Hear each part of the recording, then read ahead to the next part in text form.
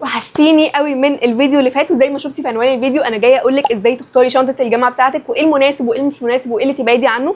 فهقول لك كل حاجه عن شنطه الجامعه، وكمان مش بس كده هقول لك تاخدي ايه معاكي في شنطه الجامعه، وايه المهم وايه اللي مش مهم، وكل ده في نفس الفيديو. فكملي الفيديو للاخر. وطبعا مش محتاجه اقول لك ما تنسيش تعملي لايك شير سبسكرايب وكومنتس، ولو عاوزتي اي حاجه اكتبي لي في الكومنتس على قد ما بقدر برد على كل الكومنتس بتاعتكم. عاوزه اقول لك ان انا بجد بحبكم قوي، اقول لك عايزه اقول لكم كلكم. وكمان انا بصور الفيديو ده وانا تعبانه، فلو ما عملتيش لايك وسبسكرايب صدقيني هنزعل من بعض. فيلا بينا نبدا الفيديو، يلا بينا. عندي لاج مش عارفه ليه.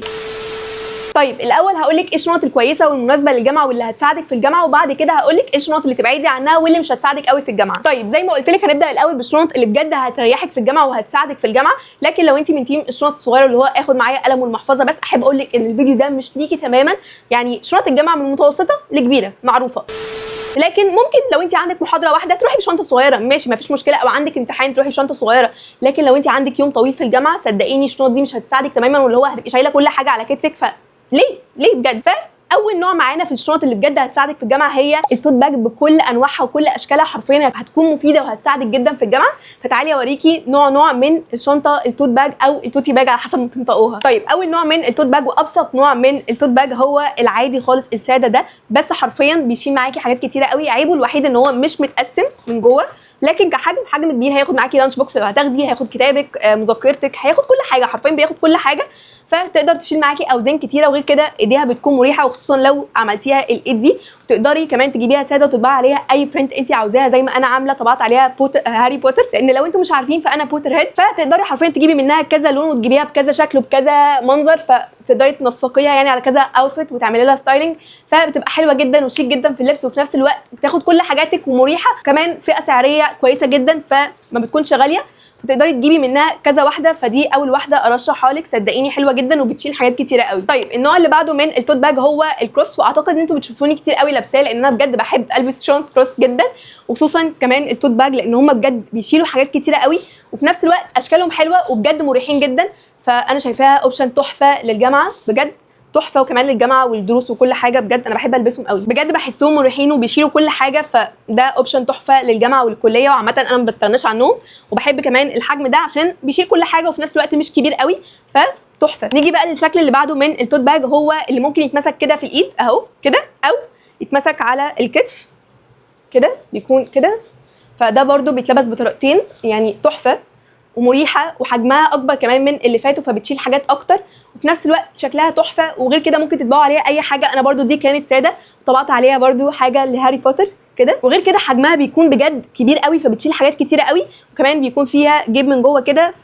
تحفه بالنسبه لي بجد، برده اوبشن تحفه للجامعه. وبرده بلبس الشنطه دي كتير قوي عشان بجد بيشيلوا حاجات كتيره قوي. طيب الشكل اللي بعده قريب من الشكل اللي فات، هو كده بس يعني الشولدر بتاعه اطول شويه، يعني بصوا اكنها كروس بس هي مش كروس، تتلبس كده. فبالنسبه لي حلوه، بس انا مش بفضل ان هي تتمسك كده، بحب الكروس اكتر. بس في نفس الوقت تغيير شكلها حلو، وبصوا تقدروا زي ما قلت لكم تغيروا البرنت براحتكم. فبالنسبه لي ان انا بقدر ان انا اغير ما بينهم عشان الوانهم مختلفه اشكالهم مختلفه. وغير كده بصوا حجمها بجد حجمها كبير قوي، وفيها جيب كمان صغير من جوه كده، فتحفه بجد تحفه. طيب النوع الاخير من التوت باج هو شبه الاولاني، نفس الحجم ونفس الطول، بس دي متقسمه، يعني بصوا من جوه متقسمه، فبالتالي بتنظم الشنطه اكتر. فيها كذا جيب، فيها جيبين من فوق وجيبين من تحت، وفيها سوسته كمان. فهي تقسيمتها حلوه قوي عشان تقسم الشنطه، وانا بحب الشنط المتقسمه عامه اكتر بكتير. وكمان دي بسوسته فمحكمه ومقفوله اكتر، وكمان فيها جيب من بره. فهي نفس الحجم بس يعني مختلفه شويه كتقسيمات ليها. بصوا شكلها بجد بيكون تحفه في اللبس، وبجد بحب البس النوع ده من الشنط جدا عشان مريح، وفي نفس الوقت بياخد كل حاجه انا عاوزاها. فبالنسبه لي بجد التوت باج اوبشن تحفه للجامعه. تعالوا اوريكم اخر شكل من التوت باج. بصوا بقى اخر نوع من التوت باج هو الشنط العريضه والكبيره، واللي حرفيا هتشيل حياتك انت شخصيا. وده النوع اللي انا بفضله. انا بجد بعشق الشنط الكبيره المتقسمه عشان بحس انها بتاخد كل حاجه انا عاوزاها. يعني ليه ما اخدش حاجه اللي انا ببقى عاوزاها وليه ابقى متزاوله بره؟ فلو انتوا في كليه عمليه صدقوني محتاجين الشنط الكبيره المتقسمه، عشان بجد احنا بنقعد في الكليه كتير. يعني مثلا انا كفي فنون جميله، انا بجد من 8 الصبح ل 8 بالليل، فيعني بفطر بتغدى بعيش حياتي كلها في الكليه، برجع بس ايه اشوف عيلتي كده شويه، بزورهم كده زياره في البيت وانام. ده حرفيا اللي بعمله. فحياتي كلها بتكون في الشنطه، فليه ما اخدش كل حاجه انا ببقى عاوزاها؟ فبالنسبه لي الشنطه دي اوبشن تحفه، لانها متقسمه من جوه 500,000 تقسيمه، وغير كده كبيره فبتاخد كل حاجه. يعني بصوا تقسيمتها تحفه، فيها مكان اللابتوب ومكان الايباد، فيعني ولا غلطه ولا غلطه. استنى مش عارفه اقفلها دلوقتي، بس كمان شكلها حلو في اللبس، وغير كده دراعها كمان مريح جدا. فبالنسبه لي هي ولا غلطه، يعني ده من انواعي المفضله في الشنط، ودي اللي انا حاطه فيها حاجاتي اللي انا هوريكم ايه الحاجات اللي انا باخدها معايا، عشان دي اعتقد اروح بيها اول يوم جامعه او هروح بيها اول اسبوع جامعه، بجد تحفه. طيب النوع التاني اللي برده هيريحك جدا في الجامعه هي الشنط الجلد بكل اشكالها وانواعها. المهم ما تكونش صغيره، من اول متوسط لكبير زي الفل. الشنط كده بجد هتساعدك قوي في الجامعه عشان هتاخد كل حاجاتك، وفي نفس الوقت اشكالهم بتكون تحفه. وبجد دي بصوا شكلها تحفه وعمليه جدا، وكمان سعرها ما كانش غالي خالص، وفي نفس الوقت بتشيل كل حاجه. ده حجم كده متوسط، وبصوا فيها باوتش كده من جوه حجمها كبير، فتقدروا تحطوا فيها اي حاجه انتوا عاوزينها. بجد انا بالنسبه لي النوع ده من الشنط تحفه، وكمان في نفس الوقت مريحه جدا على الكتف، وبجد بتاخد كل حاجه فولا غلطه. وبصوا النوع التاني اللي هو عريض شويه، وبجد بتاخد كل حاجه. ممكن عيبها معايا انها ما فيهاش سوسته، بس عامه البراند اللي انا اشتريتها منها دلوقتي عملوا لها سوسته فتحفه. هي من ليليز فور باجز، شكلها تحفه عمليه جدا، وفي نفس الوقت بتاخد كل حاجه. فيعني الشنط الجلد بجد بتبقى حلوه وشيك جدا في الجامعه، وفي نفس الوقت تاخد كل حاجاتك. طيب النوع الاخير من الشنط اللي بجد بحب البسها في الجامعه، واللي انا بجد باخدها معايا في كل حته، سواء في سفر اي مشوار طويل، يعني على الاقل في الاسبوع لازم البسها مره مرتين، هي اللونج شانت. بجد تحفه، اكتر شنطه عمليه كبيره بتاخد كل حاجه، وفي نفس الوقت شكلها حلو جدا. بالنسبه لي هي ولا غلطه، واصلا كنت عاوزه ابدا بيها الجامعه، بس انا عشان جايبه شنطه جديده فحلاوه البدايات وكده، بس بجد تحفه، والشنطه دي بجد انا بعشقها. طيب ده النوع الاخير من الشنط اللي انا بفضلها، معلش اتلخبطت في الحته اللي فاتت، ده النوع الاخير خلاص. وخصوصا للكليات العمليه، سواء فنون جميله، هندسه، طب، الكليات اللي هي بتقعد كتير عامه في الكليه، هي شنط الباك حرفيا ما نقدرش نستغنى عنها. انا لازم كل يوم وانا نازله شنطه على ظهري فيها الالوان، فيها الفرش، لازم بجد اكتر حاجه مريحه عشان كتافنا اللي بتستغيث. فلو انت في اي كليه عمليه لازم شنطه ظهر تكون مريحه ومتينه وطبيه، ظهرها طبي ايديها طبيه عشان تريحك، لان انت حرفيا هتشيليها كل يوم. فلازم تنقي واحده تكون مريحه وفي نفس الوقت تليق على كل حاجه. فمفيش ابسط من الاسود، بيليق معاكي على كل حاجه. فانا لازم وانا نازله الشنطه بتاعت كتفي، الشنطه بتاعت ظهري، والستاند على كتفي، فده الاساسي بتاعنا. فدي حلوه قوي، وخصوصا انها بتليق على كل حاجه عشان اسود وفي نفس الوقت مريحه. طيب نيجي بقى للشنط اللي يستحسن ما تجيبهاش في الجامعه، عشان بجد هتأيدك ومش هتساعدك في الجامعه. يعني ليه تجيبيها؟ دي مثلا يعني دي اروح ليه بيها الجامعه؟ ماشي عندك محاضره واحده تمام جدا، انا بقول لك او انزلي بيها، انا هروح بيها لو عندي محاضره واحده نظري صغيره تمام، رايحه ساعتين وجايه، فتمام خديها معاكي. لكن لو عندك ثلاث محاضرات في اليوم، او عندك محاضرتين عملي، هتروحي في الشنطه دي ليه بجد تأيدي نفسك وتبقي شايله كل حاجه على كتفك وشنطه على ظهرك؟ طب ما تاخدي شنطه كبيره مره واحده. ملهاش لازمه الشنط الصغيره اللي ما بتكونش مريحه اصلا على الكتف.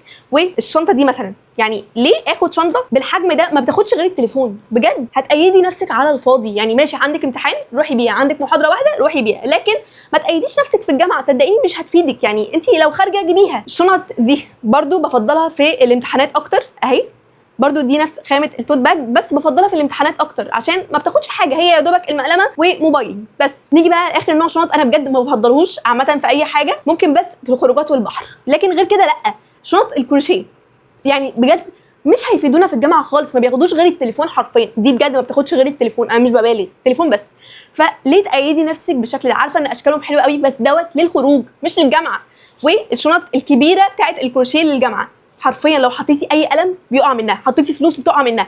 فدي انا كنت جايباها برضو للجامعه اول ما بدات السنه اللي فاتت، وحرفيا حطيت قلم وقع، حطيت فلوس وقعت. ولا نفترض ان انت عايزه شنطه كروشيه كبيره للجامعه، ماشي جيبي، بس جيبيها غرزه ضيقه كلها، ما تجيبهاش فيها فراغات كده، او جيبيها مبطنه، يعني احسن تكون مبطنه عشان ما توقعش حاجاتك. لكن الشنط اللي بتكون مفرغه شبه دي كده مش هتساعدك ولا هتفيدك في الجامعه خالص. طيب بعد ما قلت لك ايه الشنط الحلوه واللي هتنفعك في الكليه، وايه الشنط اللي مش مستحب تجيبيها للكليه، دلوقتي هقول لك تاخدي ايه في شنطتك، وايه المهم اللي ما ينفعش تنسيه. ويعني هقول لك كل حاجه، لو عندك يوم طويل في الكليه هقول لك تاخدي ايه معاكي. يلا بينا اقول لك باخد ايه في شنطتي للجامعه، ويعني اتمنى تكوني شايفاني. الافضل ننزل الشنطه كده عشان ايه نشوف بعض. قبل ما اوريكي باخد ايه في شنطتي بالتفصيل، ده تقسيمه الشنطه كده من جوه، عشان كده بقول لك دي من شنطي المفضله بجد للجامعه، عشان فيها جيوب كتيره قوي، فبالتالي بعرف ان انا اقسم الشنطه ومفيش حاجه تضيع فيها.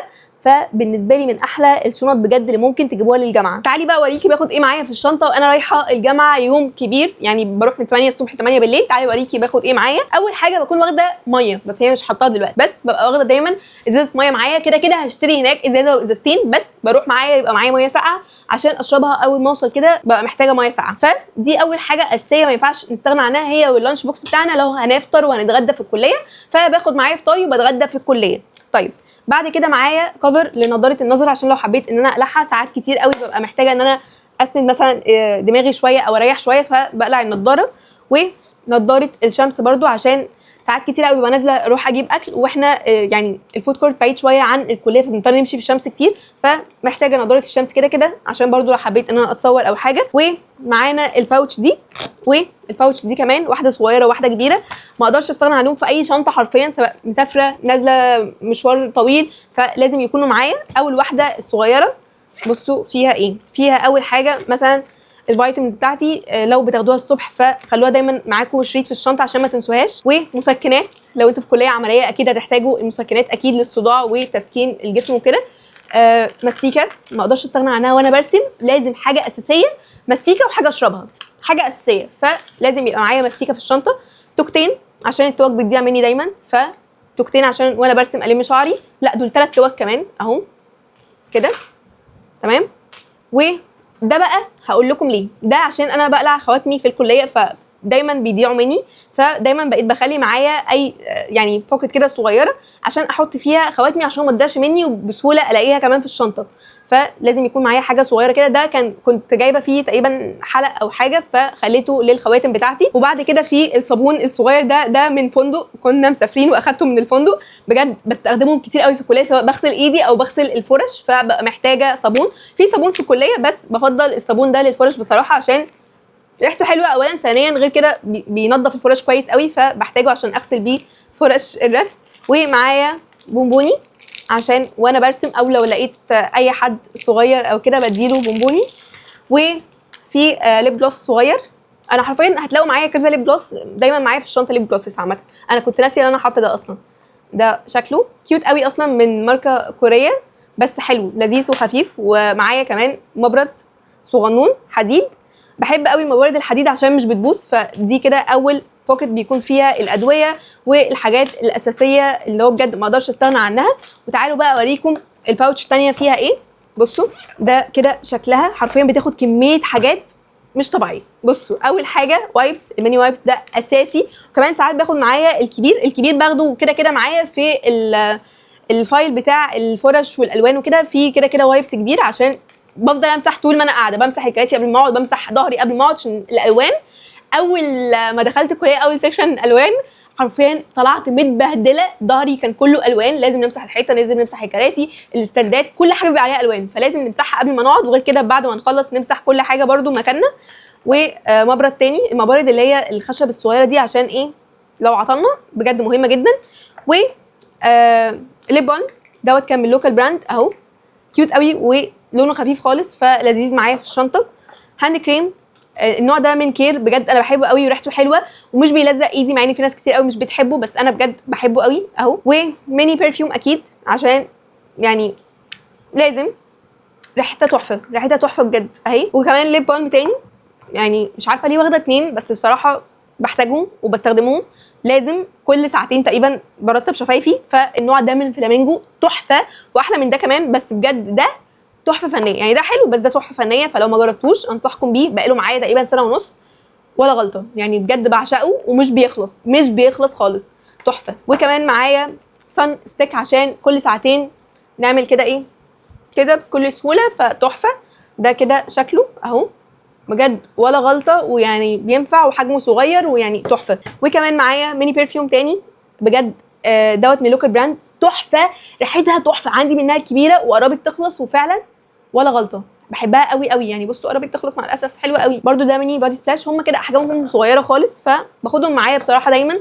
وحتى لو واخده معايا شنطه صغيره لو عندي محاضره واحده نظري مثلا او كده باخد دايما معايا على الاقل 2 معايا في الشنطه وانا رايحه كده.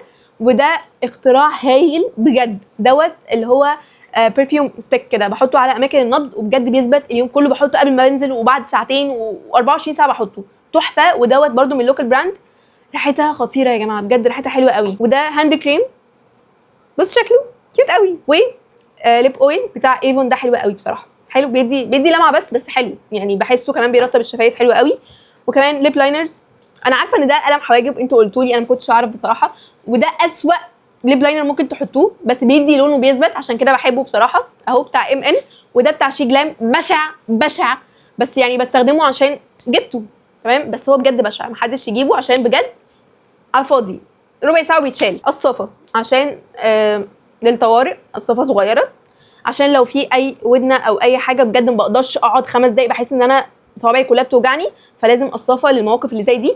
ودوت اللي بيكون في الباوتش دي، وبجد ما اقدرش استغنى عن اي حاجه موجوده جواها، واعتقد انها مهمه جدا. بصوا بقى بعد كده، ودي حاجه مش ضروريه لبعض الناس او لمعظم الناس، لو انتوا مش بتتصوروا فهي بالنسبه لكم مش مهمه. هو الميني لايت ده بستخدمه على التليفون وانا بصور لكم اي حاجه، او لو بصور لكم اي فلوج، فبالنسبه لي ما بقدرش اصلا يعني امشي من غيره في اي حته، سواء مسافره خارجه رايحه في اي حته.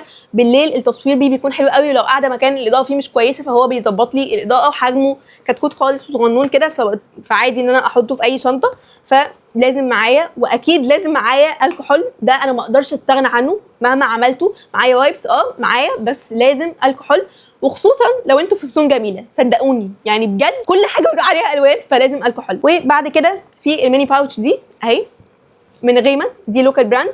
بصوا حاطه فيها المفتاح بتاع البيت هنا عشان ما يضيعش مني، او ان انا افضل ادور في الشنطه كتير. بصوا بقى، اول حاجه موجوده في الباوتش هي مناديل، اللي هي بتكون البواكي الصغيره دي، بتبقى حلوه قوي في الشنطه. وليب جلوس ده من لوكال براند، وحلو قوي قوي قوي، بيثبت طول اليوم حرفيا. وبعد كده والله مكسوفه اقول لكم، بس في ميني برفيوم تاني بجد السنت دي حلوه قوي، ويعني مش عارفه انا بجد لازم يكون معايا برفيوم كتير في الشنطه، ما اعرفش ليه، بس ده دايما حتى لو معايا شنطه قد كده لازم.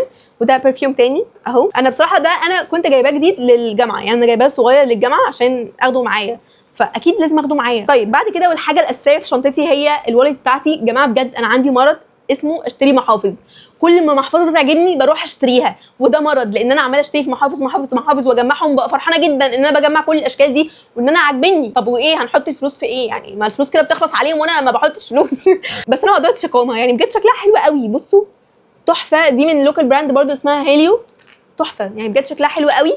بصوا انا لسه ما حطيتش فيها حاجه، يعتبر ده كارنيه الجامعه القديم اهو، ده كده، وفيها جيب كده للفلوس، وهنا فيها جيب تاني اهو عشان نحط فيها الكوينز مثلا او حاجه. بجد شكلها حلو قوي وستايلها حلو قوي. ويفضل في الجامعه تجيبي والت تكون صغيره كده قد ايديكي عشان تطلعيها بكل سهوله، وتطلعي الكارنيه وانت داخله برده بكل سهوله، وفي نفس الوقت يعني تكون صغيره معاكي في الشنطه، ما تاخدش حجم كبير. لكن حاولي تبعدي المحافظ الكبيره دي، مع انها شكلها حلو والكواليتي بتاعتها حلوه وبجد بحبها جدا، بس ما باخدهاش معايا في اغلب الوقت عشان حجمها كبير قوي. يعني بجد لو انا مش محتاجه كل ده، يعني حجمها كبير جدا، فالمحافظ الصغيره بتكون احسن، وفي نفس الوقت تاخد كل حاجه. طيب بصي بعد كده زي ما قلت لك، الشنطه فيها مكان لللابتوب ومكان للايباد، على حسب بقى دراستك بتاخدي اللابتوب بتاعك او الايباد. انا لو عندي برزنتيشن باخد اللابتوب بتاعي، لكن غير كده مش باخده معايا. وباخد معايا اكيد سكتش بوك لكل ماده، انا عامله سكتش بوك صغير لكل ماده، لكن السكتش اللي هو الجامبو اللي كل الناس بتجيبه وهي داخله الجامعه، صدقيني ده افشل حاجه ممكن تجيبيها، وبجد مش هيعمل اي حاجه غير ان هو هيقطم ظهرك وكتفك حرفيا. انا حتى في سنه اولى ما جبتوش علشان مش طبيعي اجيب سكتش واحد لكل المواد، وحرفيا لو انا نازله عشان محاضره واحده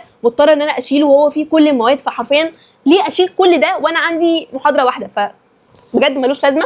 الاحسن ان انتوا تجيبوا كل ماده سكتش بوك كده صغير تاخدوها بكل سهوله، وبصوا حجمها قد كف الايد، فيعني حلوه وبسيطه وصغيره كده، مش هتاخد معاكم حجم في الشنطه، حتى لو واخدين شنطه صغيره هتخش في الشنطه. فيعني خلوا كل ماده ليها سكتش كده صغير احسن بكتير. وكمان بحب اخد معايا التو دو ليست دي عشان بكتب اليوم بتاعي اول ما بوصل الجامعه، بكتب عايزه اعمل ايه وعايزه اخلص ايه النهارده وايه اللي هعمله بعد الجامعه، بكتب كل حاجه.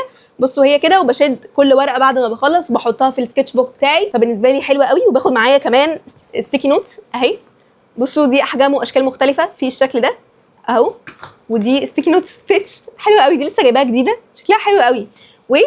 بصوا ستيكي نوتس صغنونه كده، عاوزه اقول لكم ان انا بجد بحبهم قوي وبحتاجهم جدا، وانا بكتب ورا الدكتور اي ملاحظات او اي حاجه بحب احطهم في السكتش بوك، فبالنسبه لي مهمين جدا. طيب بعد كده عشان الحر اللي احنا فيه ده، فاكيد هنحتاج مروحه، سواء المروحه اللي هي دي، عندي واحده بس انا مش لاقيها دلوقتي. بصي بقى بعد كده عندي المقلمه بتاعتي، دي بنوته كانت عاملاها لي وبجد بشكرها جدا، عشان بجد انا بحب المقلمه دي قوي، شكلها مختلف وبجد بتشيل حاجات كتيره قوي. باخد اهم الاقلام اللي انا بحب اكتب بيها، وخصوصا كمان ان انا معايا زي ما قلت لكم شنطه على ظهري. عارفه ان انا قلت لكم كده كتير، بس انا عشان اعرفكم يعني، بيكون معايا شنطه على ظهري فيها الواني وفيها سكتشاتي وفيها الالوان اللي هرسم بيها، فيها كل حاجه، فيها كل اي حاجه انت عاوزاها تلاقيها على ظهري، وعلى كتفي في الشاسيه، فكل حاجه معايا. فهنا باخد اهم الاقلام اللي انا بكتب فيها في السكتش بوك، بس يعني باخد الوان مختلفه من اقلام الجاف واقلام رصاص وجومه واقلام حبر، بحب اكتب باقلام الحبر قوي، وكوريكتور، اقلام هايلايت اهي وكمان اقلام بقى ازرق كتير واقلام ملونه، عشان انا بحب اظبط السكتش بوك بطريقه مش طبيعيه بجد بجد. لازم اكون مظبطاهم مخليه شكل السكتش حلو عشان لما اروح اعرف اقرا اللي انا كاتباه. فعشان كده بحب دايما اظبط السكتش بتاعي بصراحه. بصوا دي الاقلام اللي بتكون معايا اهي اهو، كل ده بيكون معايا حرفيا وبستخدمهم، صدقوني يعني صدقوني انا بستخدمهم. عارفه ان هم ممكن يكونوا كتير شويه. بصوا الجمل شكلها حلو قوي، وبصوا ده شكل كده المقلمه، ده كده بيكون شكلها. وانا عارفه ان انا باخد حاجات كتير، فانتوا مش ضروري خالص تاخدوا كل الحاجات دي، بس انا عشان بحب اظبط السكتش زي ما قلت لكم. وبعد كده عندنا سوسته في الشنطه فيها كليب للشعر، ده كده شكله كيوت قوي. بصوا عامل ماتشنج اصلا مع لون الشنطه. والايربودز اكيد اهو ده شكلها. واكيد معايا سبحه اهي، بحب برضو اللي هم بيبقوا كده فاهمين، اللي هم دول. بس صراحه ساعات بحس دولت افضل. ليه؟ عشان بحس ان انا كده بسبح اكتر، معرفش، بحس ان انا يعني بقى مرتاحه اكتر لما بستخدم السبح اللي هي الحقيقيه مش الالكترونيك اكتر. يعني برضو ساعات بستخدمه بس بحب دولت اكتر. وكمان دي صغيره كده حلوه في الشنطه، ف حلوه قوي. وبس دي كل الحاجات اللي باخدها معايا في الجامعه، والشنطه خلاص فاضيه ما فيهاش اي حاجه. وزي ما قلت لكم باخد معايا لانش بوكس والميه بتاعتي، عشان لو انا قاعده طول اليوم في الجامعه ممكن افطر بس من اللانش بوكس واتغدى في الجامعه او العكس، فبيكون افضل عشان ما اكلش اكل مش صحي طول اليوم. وانا عارفه ان انا باخد حاجات زياده وحاجات ممكن باخد منها كذا حاجه، بس زي ما قلت لكم انا ببقى حابه ان انا اخد كل حاجه معايا، ما ببقاش متقيده وانا بره. وزي ما قلت لكم برده ان انا اليوم بتاعي بيكون طويل، فمش شرط تاخدوا كل الحاجات دي، وممكن تاخدوا حاجه من كل حاجه، مش كل الحاجات دي اكيد. بس انا بوريكم الحاجات اللي انا باخدها معايا، واتمنى تكوني استفدتي بالفيديو وعطيتك افكار لشنط الجامعه وتاخدي ايه معاكي في شنطه الجامعه. ولو ناسيه حاجه اكون فكرتك بيها، وبرده لو في حاجه انا ناسياها اكتبوا لي في الكومنتس عشان نفكر بعض. عشان لو في حاجه ناسياها اكتبوها لي في الكومنتس. وايه اهم حاجه بتحبوا تاخدوها معاكم في الشنطه ما تقدروش تستغنوا عنها في شنطه الجامعه بتاعتكم او في شنطه الدروس او المدرسه بتاعتكم، فاكتبوا لي في الكومنتس وقولوا لي ايه اكتر نوع شنط عجبكم، وايه الشنطه اللي انتوا جبتوها للجامعه، ولو لسه هتجيبوا انهي نوع. وبجد انا بحبكم جدا، ولو عاوزتوا اي حاجه اكتبوا لي في الكومنتس. وبس كده، باي.